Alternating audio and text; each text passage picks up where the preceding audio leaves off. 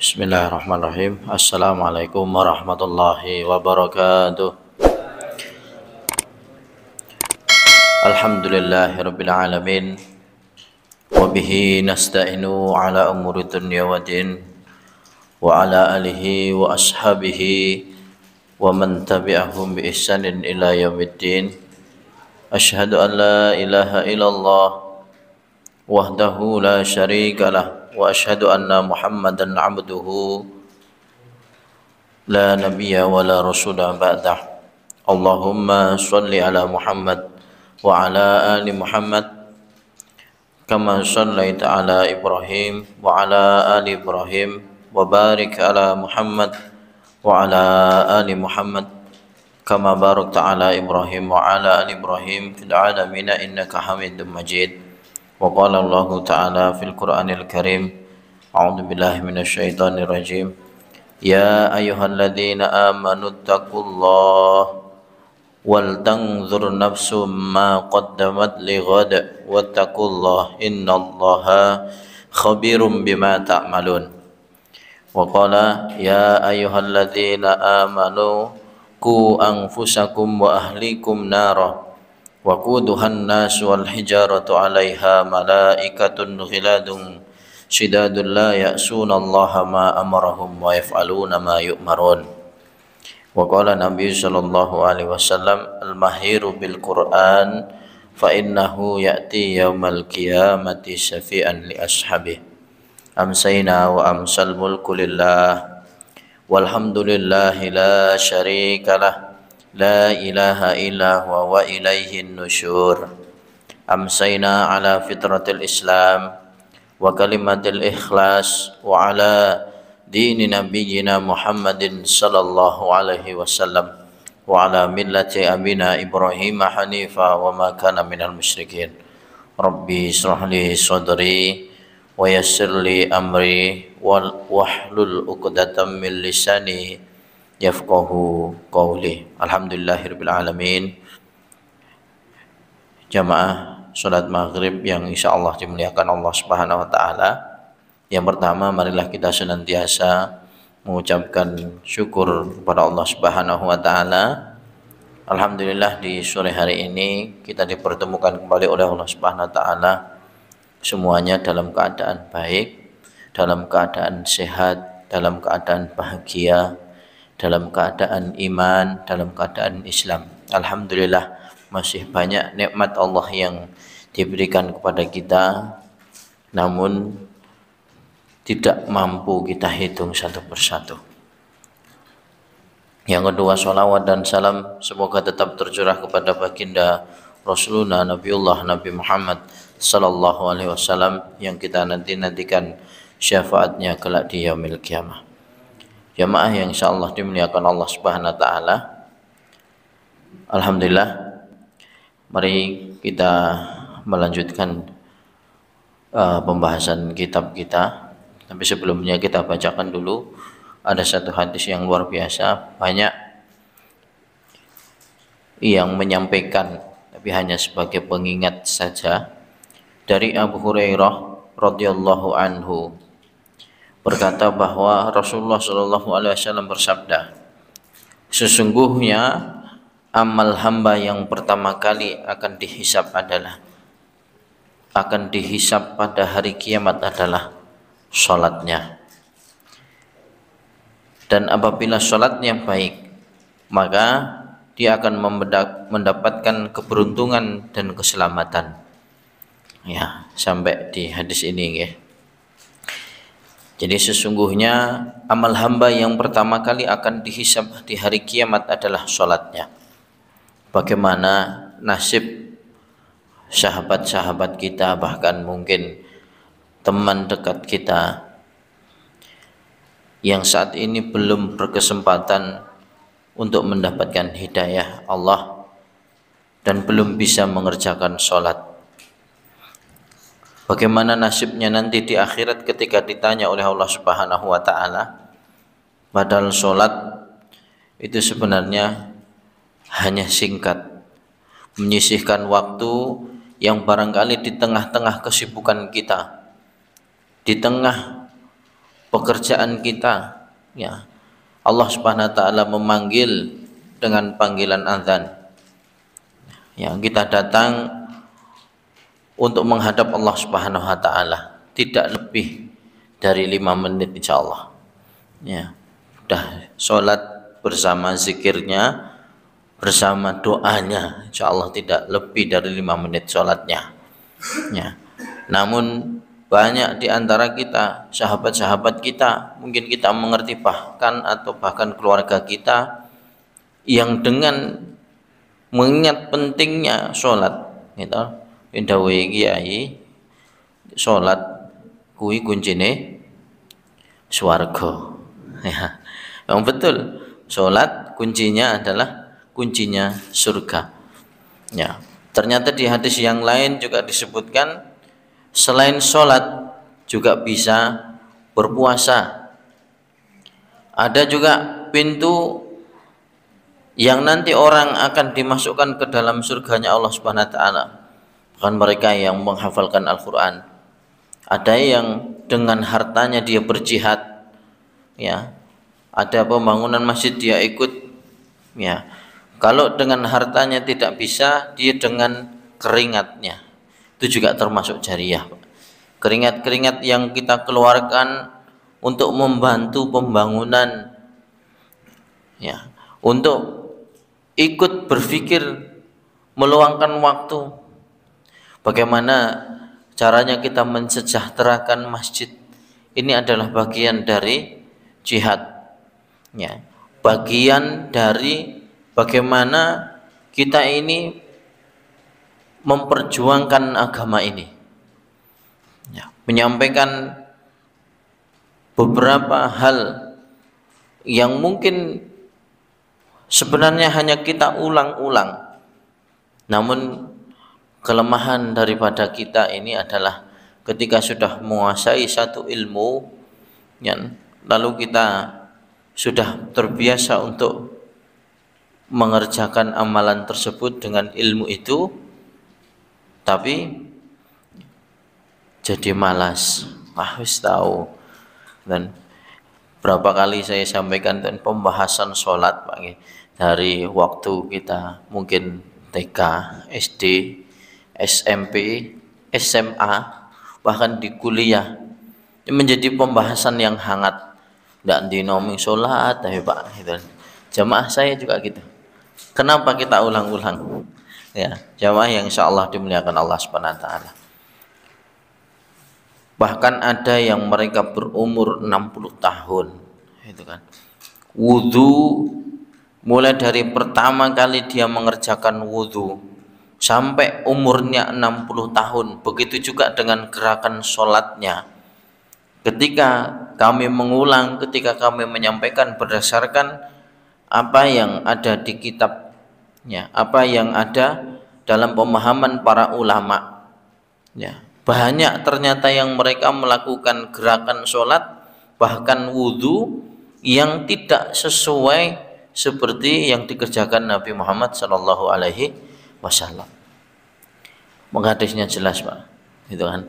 Barang siapa yang ia mengerjakan sholat lalu kemudian tanpa bersuci kepada Allah Subhanahu wa taala, tanpa melakukan syarat-syarat sahnya sholat, ya, maka tidak diterima sholatnya. Bayangkan selama 60 tahun kita beribadah kepada Allah Subhanahu wa taala, namun ketika nanti ditanya di akhiratnya, sudah berapa lama engkau mengerjakan sholat? Ya, wallahi, demi Allah, seumur hidupku aku kerjakan sholat, wahai Allah. Namun gara-gara kita hanya berpatok mungkin kepada ilmu yang belum jelas, belum kita mengerti betul bagaimana sebenarnya hadis yang disampaikan oleh Nabi Muhammad SAW, maka kita berpatokan kepada ilmu yang salah, gitu.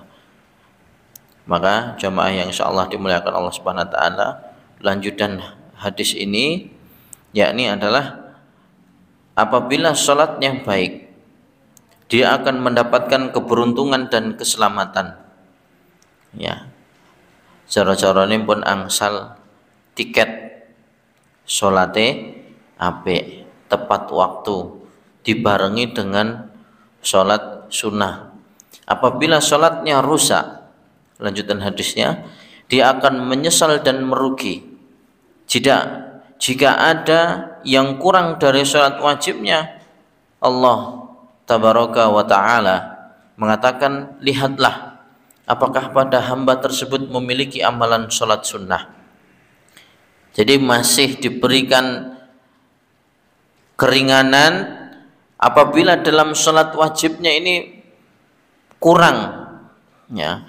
Barangkali kita berpuasa, itu kan, biasanya kita berbuka kemudian melakukan sholat maghrib berjamaah, yang ada di pikiran kita, wah nanti bukanya apa, ya, atau ibu-ibu ini berangkat ke masjid, wah kunci rumahnya udah dikunci atau belum, kompornya ini sudah dimatikan atau belum, atau bahkan yang lebih parah lagi, dalam kita mengerjakan sholat ingatan kita, wah saya tadi sudah berwudu atau belum ya.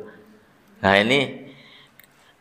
ini adalah keraguan-keraguan yang dibuat oleh syaitan, ya, sehingga membuat hati manusia ketika menghadap kepada Allah Subhanahu wa taala menjadi tidak khusyuk. Ya, khusyuk itu harganya mahal, Pak. Kalau dibilang bagaimana Ustaz khusyuk itu, tidak ada yang bisa tahu ukuran khusyuk. Yang mengerti adalah hati kita. Kalau kita mantapkan hati kita ketika sholat menghadap Allah Subhanahu wa taala, maka seakan-akan kita melihat Allah.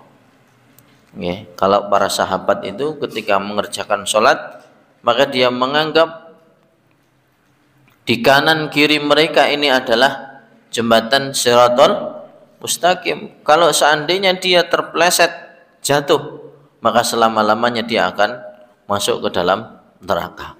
Jadi berhati-hati dalam mengerjakan sholat, ya, takbirnya, ya. Orang kalau sudah berangkat dari rumah terlambat, iqomah, apa yang dikerjakan? Lari, Pak. Orang itu akan lari. Padahal kata Rasulullah, bagaimana ketika berjalan ke dalam masjid ya Rasulullah? Dilarang untuk tergesa-gesa. Napa meleh melayu, lah mengke telat no Pak Ustaz. Ya biarkan saja, daripada datang ke masjid sudah dalam keadaan menggeh-menggeh ini, napasnya tersenggal-senggal, dia takbir Allahu Akbar, Bismillahumma ba'id baini wa bainana. Ya enggak khusyuk, Pak. Makanya kenapa di pertemuan-pertemuan yang lalu saya sampaikan agar datang ke masjid itu sebaiknya sesuai dengan panggilan azan. Nek panjenengan ingin mengerjakan sholat sunnah, nah pasti sudah tahu jarak antara rumah ke masjid. Oh, Allah masjidnya sudah azan. Wah ini adalah panggilan Allah. Ya, kemudian dia lekas mengerjakan mengambil air wudhu. Yang biasa melakukan sholat sunnah di rumah, monggo. Kata Rasulullah tidak ada larangan, justru malah diutamakan. Orang yang mengerjakan sholat di rumah itu sebenarnya diutamakan. Jadi sebelum berangkat ke masjid, dia mengerjakan sholat sunnahnya dulu di rumah, sholat qobliyah atau sholat sunnah yang lain. Kemudian datang ke masjid, tinggal sholat tahiyatul masjid, selesai. Ya, jadi tidak kebanyakan. Ini kalau mau mengerjakan sholat zuhur, kan nanti beruntutan, Pak. Ada mungkin belum dari rumah, belum wudhu, datang ke masjid, ya, sudah azan, ya, pas ketika azan sampai masjid dia wudhu, setelah wudhu dia melakukan sholat sunnah syukrul wudhu. Jadi sholat ketika selesai wudhu, masuk masjid dia tahiyatul masjid. Sebelum zuhur itu perintahnya ada 2 sholat, ya, 4 rakaat sholat sebelum zuhur. Jadi 2 salam 2 salam. Ini pun pinten nih kok. Ya, 8 rakaat. Saat durunge sholat zuhur, sholat 8 kelenger, Pak. Ya, kalau dia disetting betul, gitu kan, direncanakan betul, ya, kalau tidak mampu mengerjakan itu, ya, yang penting, ya, mungkin tahiyatul masjid dengan qobliyah zuhur. Jadi 4 saja, ya, sehingga untuk mengerjakan sholat itu memang butuh konsentrasi, ya. Datang dari rumah, tahu-tahu sudah ketinggalan 3 rakaat, nggak mungkin mengerjakan sholat sunnah di sini. Harus ikut, apalagi iqomah sudah dikumandangkan, tidak ada sholat, ya, setelah dikumandangkan iqomah kecuali sholat wajib. Maka ada yang biasanya datang, ya, iqomah sudah dikumandangkan, Allahu Akbar, Allahu Akbar, sholat sunnahnya baru dapat 1 rakaat, sudah dibatalkan aja, selesai, ya, dibatalkan, kemudian lekas mengikuti barisan, ya. Ini kadang-kadang orang awam ketika saya loh, sholat kok dibatalke Pak, eman-eman. Salah sing teko keri. Tapi kalau di kampung atau di perumahan mungkin yang dengan kesempatan itu muazzinnya itu mesti melihat, lihat dulu, tengok kanan tengok kiri, sholat sunnahnya sudah apa belum.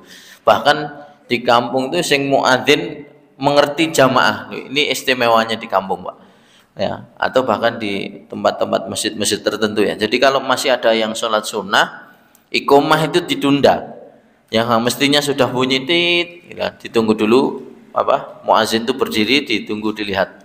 Itu istimewanya di kampung. Tapi di masjid-masjid, Masjidil Haram misalnya, nunggu wong salat sunah rampung-rampung, ya, maka terjadilah Nabi menyampaikan hadis itu. Kalau seandainya iqomah sudah dikumandangkan, kata Rasulullah, maka tidak ada sholat lagi kecuali dia mengerjakan sholat berjamaah bersama imam. Jadi mboten ganggu, mungkin jenengan melanjutkan sholatnya aja eman-eman, Pak. Jangan sampai ketinggalan takbiratul ikram oleh imam, terutama di sholat 5 waktu. Ya, ini insya Allah betul-betul nanti akan mendapatkan satu keutamaan. Ya, sing telat diupayakan loh. Lah ini kalau yang tinggal di pondok mungkin terlambat itu kemungkinan kecil. Tapi yang tinggal di rumah ini, Pak, kadang-kadang mau berangkat, ya, seperti yang punya keluarga nilapne larenese atau putrane sedang tidur atau bagaimana, ini banyak, ya, godaan yang ketika tinggal di luar pesantren, ya, atau mungkin ketika mau berangkat ada tamu jauh dan sebagainya, kita harus mengikrami dulu dan sebagainya, ya. Maksudnya mengikrami kan nggak mungkin ada tamu, aku tak sholat sih, pasti dijagongi sebentar dulu, Pak, mohon maaf ya, ini mau sholat sebentar, nanti kita lanjutkan lagi. Paling tidak disapa dulu untuk bersilahkan masuk, menunggu, atau dia mau mengikuti ke masjid. Ya, ini di kehidupan dunia. Lalu kemudian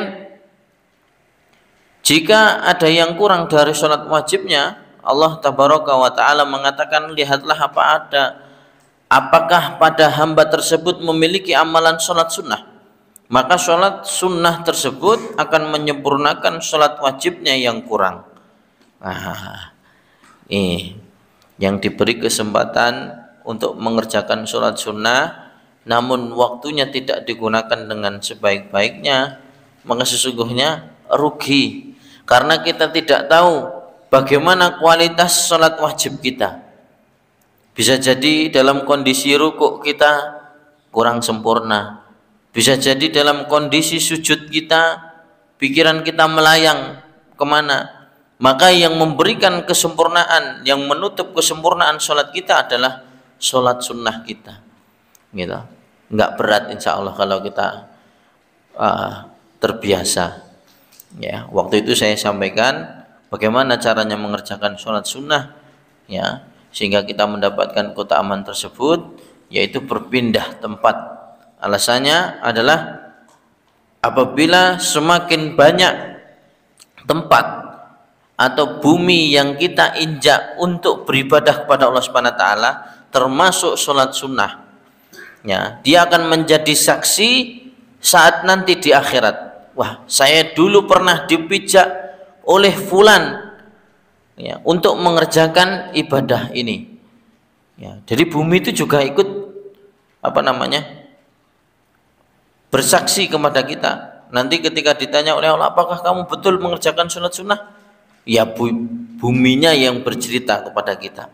Sehingga betul waktu yaumil hisab, maka bumi akan menjadi saksi bisu, dan saksi yang ketika di dunia tidak bisa berbicara, namun di akhirat nanti dia akan menjadi pembela kita. Jamaah yang insyaallah dimuliakan Allah Subhanahu wa taala. Begitu juga dengan amalan lainnya, seperti dalam riwayat lainnya, kemudian zakat akan diperhitungkan seperti itu, kemudian amalan lainnya akan dihisap seperti itu pula.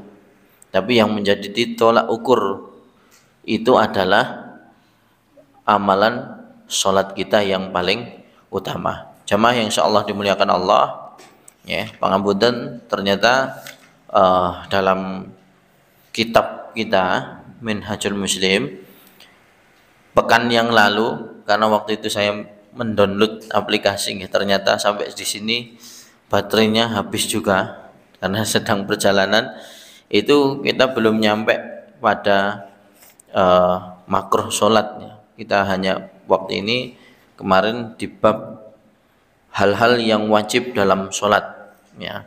Kalau tidak salah kemarin saya sampaikan tentang takbiratul ikram, lalu kemudian dalam membaca surah Al-Fatihah. Ya, ini masih banyak lagi dalam pembahasannya. Kuncinya sholat adalah bersuci. Pembukaannya adalah takbir, mengucapkan Allahu Akbar, dan penutupannya adalah taslim, yakni mengucapkan salam. Nah, dari takbiratul ikram sampai taslim, yakni mengucapkan salam, maka hendaknya dia mengikuti setiap gerakan itu dengan tumak ninah. Sholatnya pun benar, bacaannya sudah benar, tapi satu mboten urut, jadi masalah. Wudu juga seperti itu, ya. Saya ketika menyampaikan di satu masjid, Pak, tentang wudu, kita praktek, bapak-bapak, ibu-ibu, ya. Niki ternyata masih banyak yang kebalik-balik, Pak. Setelah tangan, kemudian muka terus kepala, ya, kayak gitu. Kualik-walik ternyata. Rumangsane sudah benar. Nah, ini yang kami maksud, yakni senantiasa murojaah ilmu, gitu. Sing dimurojaah ki mboten hafalan tok, tapi juga ilmu sering kita baca, kelemahan kita. Tapi nek kita mengajar, ya, menyampaikan ilmu kepada yang lain, insyaallah sebelum kita mengajar pasti persiapan. Tapi nek ilmu itu hanya untuk kita, doa mawon lah gampangannya. Kalau setiap kali kita berdoa kita menggunakan kalimah-kalimah itu, maka doa itu tidak lama kemudian akan lancar, akan dikuasai, bahkan sampai ketika mengucapkan, ya, doa Allahumma gfir lahum warhamhum wa'afi'i wa'fu anhum, ya. Nek sholat mayit itu kan otomatis itu kan jarang kita kerjakan. Apa setiap hari kita sholat mayit? Enggak kan? Waktu praktek sholat mayit, ya, waktu itu saya pernah betul kejadian, Pak, ada rukuknya. Coba gimana sholat mayat ada rukuknya? Nah, ini kan imamnya salah. Terus bagaimana cara mengingatkan? Ya sama sebagaimana sholat yang lainnya. Pernah dengar? Belum. Jadi saya di kampung, ya, takziah, bingung juga ini mbah-mbah ini sholat sendiri, karena memang kalau di kota biasanya itu kan ada yang memimpin berapa kloter. Nah, kloter ini ada imamnya sendiri, kloter ini ada imamnya sendiri. Kalau di kampung itu kan takziah datangnya paling 2 orang 3 orang, dan mereka untuk mengerjakan sholat itu sangat jarang sekali. Kasihan yang meninggal dunia. Yang layat banyak, yang takziah banyak, tapi yang mengerjakan sholat itu sangat minim sekali kalau di kampung. Ya, bahkan misalnya kalau di kampung tempat kami itu sampai halaman tuh penuh dengan parkir motor, mobil, tapi yang datang ketika itu untuk mendoakan sholat itu sedikit. Jadi inti daripada takziah niku senes absen kalih yang punya rumah atau yang sedang ditinggal, bukan absen itunya, tapi kita mencari pahala yang besar yang dikatakan Nabi, kalau engkau mendatangi orang atau saudaramu yang meninggal dunia, maka dia akan mendapatkan 2 gunung emas sekaligus. Apa yang harus dia kerjakan? Maka 4. 1, dia memandikan. Yang kedua, mengkafani. Yang keempat, mensolatkan. Yang kelima, menguburkan. Kalau dia hanya melakukan 3, ya, mandikan, mensolatkan, mengkafani, mensolatkan, dia hanya mendapatkan 1 gunung emas. Lah nek ming teko nyuwun ngapunten nderek teng mriku tidak ngapa-ngapain, ya wis absen tok itu. Salaman kali sing duwe griya pun. Bahkan ini saya memahami, sekarang sudah salah kaprah tentang walimatul ars kemudian takziah. Walimatul ars diundang teko mergo perkewuh kalih sing duwe omah, mergone dhisik pernah dijagongi. Pernah dijagongi berarti balik lagi ke situ itu ya mengembalikan jagongnya. Jadi padha karo koyo arisan tapi tidak tercatat nih kalau walimatul ars. Padahal undangan yang sesungguhnya kata Rasulullah adalah tidak baik, ya, atau bahkan batil. Dalam hadis itu dikatakan batil yang dia melakukan walimatul ars dan yang datang itu hanya kalangan-kalangan tertentu. Itu elek banget, Pak. Yang dikatakan Rasulullah itu adalah undangan yang jelek atau undangan yang buruk, karena tidak didatangi oleh semua kalangan. Lah, bagaimana walimatul ars agar mendatangkan keberkahan dari Allah Subhanahu wa taala? Yang diundang dari semua kalangan. Apa yang harus ada? 1, fakir. 2, miskin. Yang ketiga, yatim piatu. Yang keempat baru yang lain-lain. Ora kok Pak RT, Pak RW, Pak Lurah, Pak Polisi, Pak Binsa. Wah, itu boleh, tapi sing terakhir. Tapi yang wajib diutamakan harus ada, tidak harus banyak, harus ada. Kalau tidak berkehendak untuk mengundang, maka libatkan mereka.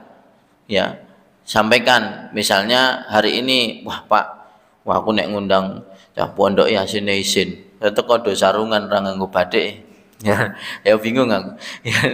Makanya kalau memang seperti itu maka memang dijatahkan, Pak, jenengan berkunjung saja. Ya, sampaikan kepada mereka, ini ada makanan. Ya, kami bergembira dengan atas menikahnya putra kami. Tolong didoakan yang baik. Nah, itu sama saja, Pak. Kalau tidak bisa mengundang saat itu, jadi sampaikan kepada mereka. Ya, karena doa mereka buat saelek-eleke wong yatim, saelek-eleke wong penghafal Quran itu dungane luwih dikabulke daripada panjenengan. Saya yakin. Mergone napa? Dosane luwih sithik. Ah, kowe kalah. Ya, wong nom karo wong tua bedane niku. Nek masalah pengalaman pahit getirnya kehidupan, yang lebih tua yang lebih tahu. Ya, tapi nek pengalaman jumlah sedikit dosanya, anak yatim niku saelek-eleke ndonga niku sik didengarkan kalih pangeran, kalih Gusti Allah. Nek kula panjenengan sami ndonga karena dosanya banyak, dirim sik mandek sik ning langit pertama. Ya Allah, kula nyuwun diparingi kelancaran, kesuksesan, rezekine lancar. Set mandek sik ning langit pertama. Ya, tapi nek anak yatim set bablas ning langit kepitu, Pak. Langsung mengertakan arsy-Nya Allah Subhanahu wa taala. Tinggal nunggu saja. Ya. Jadi kalau kita beranggapan wah nyusahke dan sebagainya, itu justru bukan itu. Ya, yang menyampaikan harus kiai dan sebagainya. Tapi kalau undangan itu tidak dipenuhi sebagaimana yang dikatakan Rasulullah pun ya tidak ada manfaatnya, atau mendatangkan sedikit sekali manfaat, atau hanya dia sekedar menyumbangkan hartanya dengan orang lain saja. Bahkan wonten sing hitung-hitungan gitu kan. Ada yang hitung-hitungan masalah walimatul ars. Wah, iki wis nang gedung wis sekian juta, cateringnya sekian juta, ininya sekian juta. Tapi sayangnya tidak dihadiri oleh fakir, tidak dihadiri oleh miskin, tidak dihadiri oleh yatim atau bahkan yang lainnya. Maka yang dikatakan Rasulullah itu undangan yang batil atau buruk. Ya, suatu saat maka yang dibutuhkan dalam walimatul ars itu adalah doa. Begitu juga walimatul akikah. Ya, begitu juga acara-acara yang lainnya dan melibatkan itu semua, ya kan. Jadi sesungguhnya itu hanya untuk mengundang keberkahan dari Allah Subhanahu wa taala. Jamaah yang insyaallah dimuliakan Allah Subhanahu wa taala, setelah takbiratul ihram maka kita akan membahas tentang bacaan surah Al-Fatihah. Tidak sah salat seseorang yang tidak membaca surah Al-Fatihah. La salata liman lam yaqra bi Fatihatil kitab, ya. La salata liman lam yaqra bi Fatihatil kitab. Tidak sah salat seseorang yang tidak membaca surah Al-Fatihah. Sing pun hafal, yang belum hafal yang ngikut mawon kalih imamnya, ya. Paling selamat nih memang salat berjamaah, Pak. Kalau seandainya di antara 40 orang yang salat berjamaah datang ke masjid, 39 di antaranya tidak sah salatnya, yang satu sah, maka semuanya ikut sah. Hebatnya salat jamaah. Jenengan ngalamun wae padha karo numpak kapal kuwi ora ndayung wis melu tekan, mergone perkara napa, Pak? Yang lain ada yang ndayung. Lah pun ndayung ono supire gitu kan, ada yang mengendalikan. Kan gitu. Kasarannya kan gitu. Jadi tidak usah ikut rasa reno-reno lah. Ning kene akeh wong pinter gitu kan. Naik kapal, kapalnya bocor, ya. Di dalam kapal wah ada ahli teknisi kapal, ono profesor, ono pelawis. Pak, apa yang kamu lakukan, Pak? Tuhan, ini guyon ya. Harus meneng wae sing mikirnya akeh. Kita ikut sama imamnya aja. Perintahnya jebur nganggo pelampung ya jegur ngono wae. Ya, wis rasah bingung karena banyak yang berpikir itu enaknya sholat berjamaah. Ning nak sholat sendiri ya hanya kita. Seandainya satu orang tidak sah atau kurang sempurna dalam sholatnya, maka dia juga tidak sempurna pahalanya. Nah ini orang penak, Pak, sholat dhewe.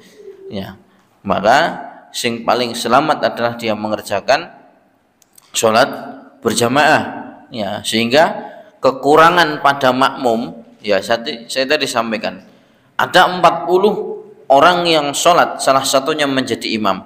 Imamnya ora sah, belakang imam tidak sah, 2 orang di belakang imam tidak sah, sampai 39 tidak sah.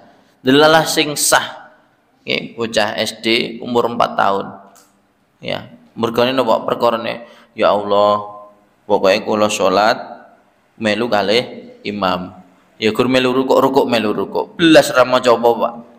Idhal mergane pikirannya fokus, takut mengerjakan sholat itu tunduk kepada Allah Subhanahu wa taala. Ada kisahnya itu. Jadi sholat, dia gerakannya sholat. Misalnya zuhur ya dia mengerjakan gerakan sebagaimana sholat zuhur, ikut imam. Ya imam kan pikirannya akeh, Pak nggih. Kadang-kadang maca surat Al-Fatihah bar siratal ladzina an'amta 'alaihim maliki yaumiddin, balik meneh ya. Iso ini. Ya, kalau surat banyak kembarnya. Dia baca ayat apa bisa lagi balik. Tapi kalau surat Al-Fatihah gitu-gitu aja dibaca. Ya. Di dalam satu kisah ulama gitu. Ada yang dia berangkat ke masjid lalu dia mengambil apa ya? Kayu Ya, jadi imam besar ini dia berangkat ke masjid untuk mengerjakan sholat wajib. Sesampainya di jalan, dia mengambil satu kayu. Nek ten mriki mboten enten kayu tetean ya. Tetean ini pager nih lho, Pak. Pager yang dari tanaman biasanya di orang-orang kampung, nah, dijikuk, dicetil, tinggi, sogok selilit, sogok untu. Habis itu dibuang. Ora dipek jane, Pak. Ngambil tinggi sogok selilit, gigi, tusuk gigi itu loh. Terus dibuang lagi. Sambil berangkat ke masjid. Tekan masjid hafalannya berantakan, Pak. Gara-gara jiko wau mboten izin sama yang punya. Akhirnya apa? Disampaikan, "Hei imam." Ya, biasanya sholat panjang, tapi kok mau muter-muter hafalannya. Ya, semakin besar dia bermaksiat kepada Allah. Coba jenengan berangkat dari rumah tadi ke sini melihat apa saja. Ya, makanya kemaksiatan yang kecil nggih hanya niku oleh ngambil apa? Kayu kecil untuk tusuk gigi dibuang lagi, padahal dia tidak merasa memiliki tusuk itu, dibuang lagi karena sudah dikira sudah selesai. Tapi karena ngambilnya tidak meminta izin kepada yang punya, maka itu termasuk maksiat kepada Allah Subhanahu wa taala. Kacau hafalannya.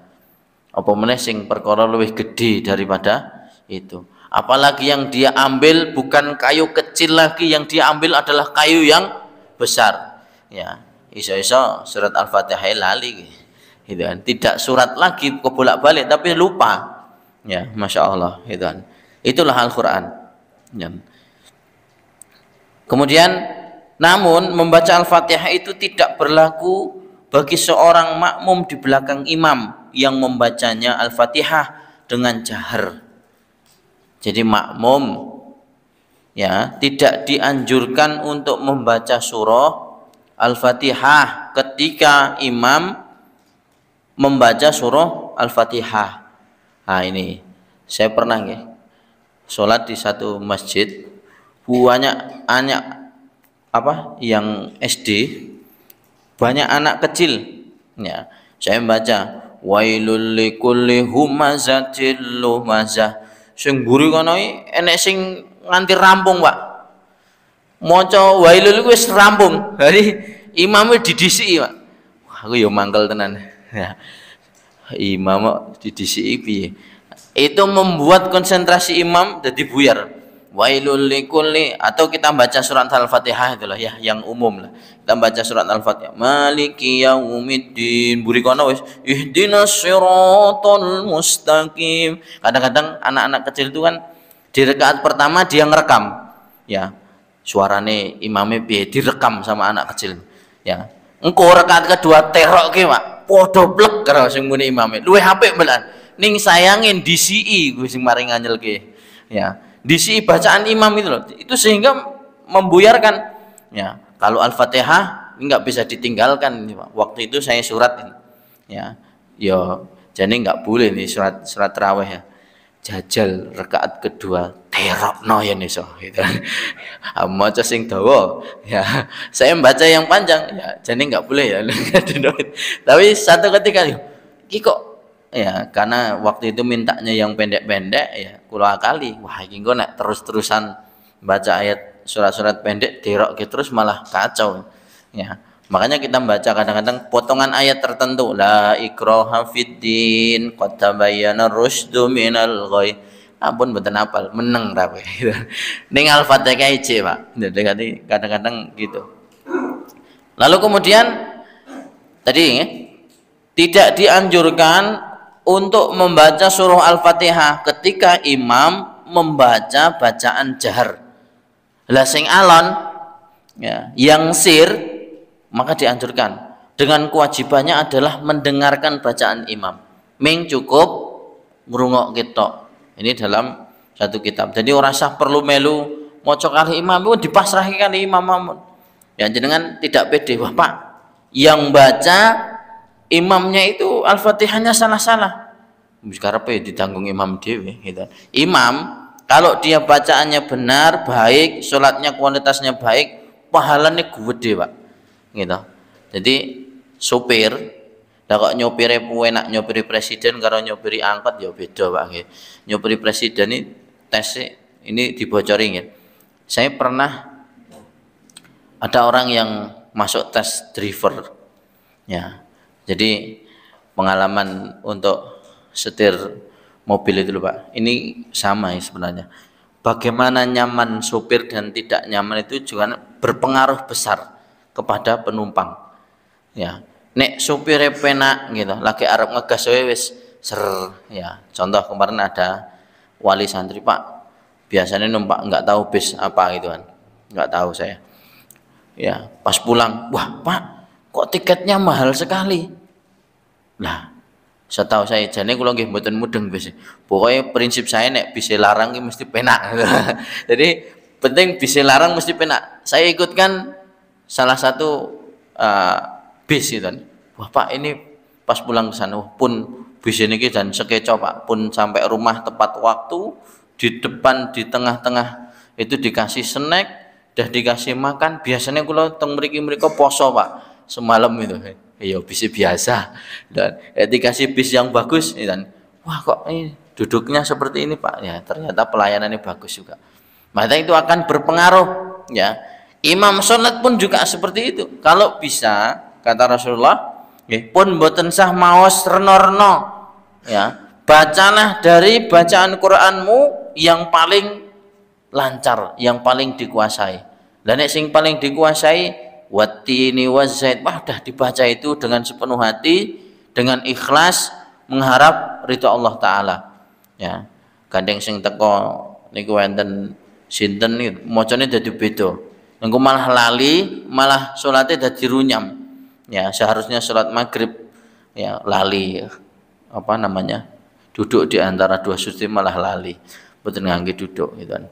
Berdasarkan daripada firman Allah, faida quri'al Qur'anu fastami'u lahu wa ansitu. Ya, dan apabila dibacakan Al-Qur'an, maka dengarkanlah baik-baik dan perhatikanlah dengan tenang. Ya. Ini perintah dari hadis yang lain juga, ketika membaca surah Al-Fatihah, maka hendaknya dia memberi jeda. Alhamdulillahi Rabbil Alamin. Ya, hati mengucapkan segala puji bagi Allah Tuhan semesta alam. Ar-Rahmanir Rahim. Ya, kemudian yang Maha Pengasih lagi Maha Penyayang. Ketika kita membaca surah itu ya dengan tumakninah, dengan pelan, maka Allah Subhanahu wa taala di sela-sela itu juga akan menjawab. Jadi ojo kesusu maca surat Al-Fatihah. Bismillahirrahmanirrahim. Alhamdulillahirabbil alamin arrahmanir rahim maliki yaumiddin iyyaka na'budu wa iyyaka nasta'in ihdinas siratal mustaqim.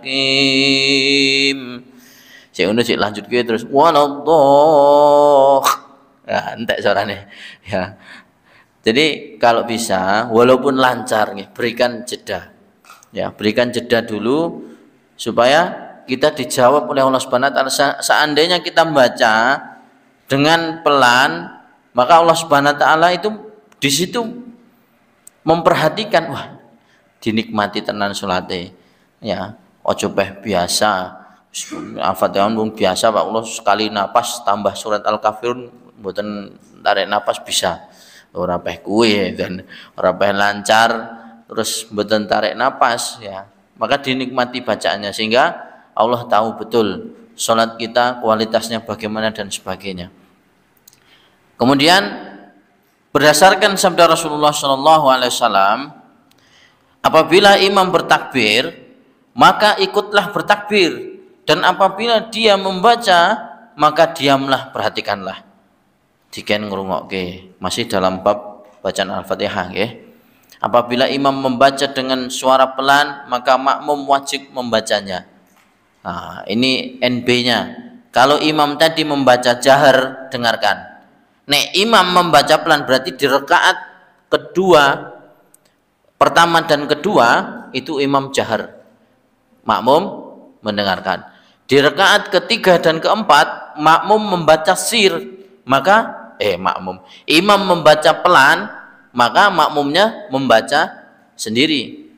Ya, imamnya menang melu menang, imamnya moco melu moco, dari kacau. Kalau imamnya membaca, maka dengarkan, simak. Ya, kalau imamnya membaca sir atau pelan, maka makmum membaca sendiri. Ya, kemudian waktu ruku, ya kita sudah sampai yang poin kelima, yaitu ruku. Ini dahulu nih, waktu saya masih di pondok ini saya masih ingat, di atas punggung itu dikasih eter ini apa? Niki lho Pak, eter napa jenenge, beki, ya kayak nengge dhuwur diparingi porong. Ini waktu itu saya masih ingat betul sama Kiai Rohmat Samsudin gitu. Dikasih eter diparingi porong, wis kowe maca napa Kiai? Ya maca bacaane piye? Subhana rabbiyal azimi wa bihamdi, ulang terus subhana rabbiyal azimi wa bihamdi, terus baleni kurang pas subhana, tak kiroi sing kurang pas bacaan iki fase-fase subhana rabbiyal azimi wa bihamdi, ternyata sing kurang pas punggungnya Pak, orang lurus. Jadi kalau air itu kan ada rata-ratanya biasanya, kok miring ini kurang pas, baleni nih subhana rabbiyal azimi, jenis yang salah henti iki lho ya, antara kita memegang lutut ini ya, lutut ya saat saat ruku itu kan posisi tangannya juga harus lurus, posisi kepalanya harus lurus. Nek push up memandangnya ke depan, tapi nek ruku memandangnya ke bawah. Jadi antara kepala kemudian punggung sampai belakang itu harus lurus. Nek diparingi porong utawi gelas, rata-rata airnya podo. Lah piye ya, niku pakulinan Pak. Pokoknya ya memang Kiai NU itu unik gitu kan. Tapi nek dalam bahasa kita, yang penting tidak terlalu ke bawah, yang penting tidak terlalu atas. Mosok ruku dangar atau malah mudun banget kayak Arab jemping gitu kan. Jangan, pokoknya atasnya itu harus rata. Kemudian poin yang berikutnya 6, bangun dari ruku atau i'tidal. Hal ini berdasarkan sabda Nabi Shallallahu Alaihi Wasallam, pada orang yang salatnya tidak benar, kemudian rukuklah sampai kamu tumak ninah dalam rukuk. Ya, kalau diken rukuk waktu itu, ditinggal ke belakang, balik lagi, ditinggal makan, balik lagi, wis bener apa urung? Kon ruku yai, kula niki wise kapan? Kula jujur niki pun pegel ya ruku. Ternyata memang tumak ninah itu perlu dilatih gitu. Kemudian bangunlah dari ruku sampai kamu berdiri tegak lurus. Enten toh tiang salat ya sak durunge tegak lurus nggih. Allahu Akbar ruku. Sami Allah liman wis ya urung mandek wis balik meneh. Lha iki macane piye? Makanya ketika jadi imam, maka yang dia baca tidak cukup Rabbana lakal hamdu atau Rabbana walakal hamdu, tidak cukup. Rabbana lakal hamdu mil'us samawati wa mil'ul ardi wa mil'u ma syi'tah min syai'im ba'du. Nek dadi imam, nek ora apal mandek sik dirit lah. Ya, sami Allahu liman hamidah, Rabbana walakal hamd atau Rabbana lakal hamd, sama saja. Ya, banyak ya selisih doanya. Maka nek sing napa? Ketika jadi imam maka berusahalah untuk menunggu makmum.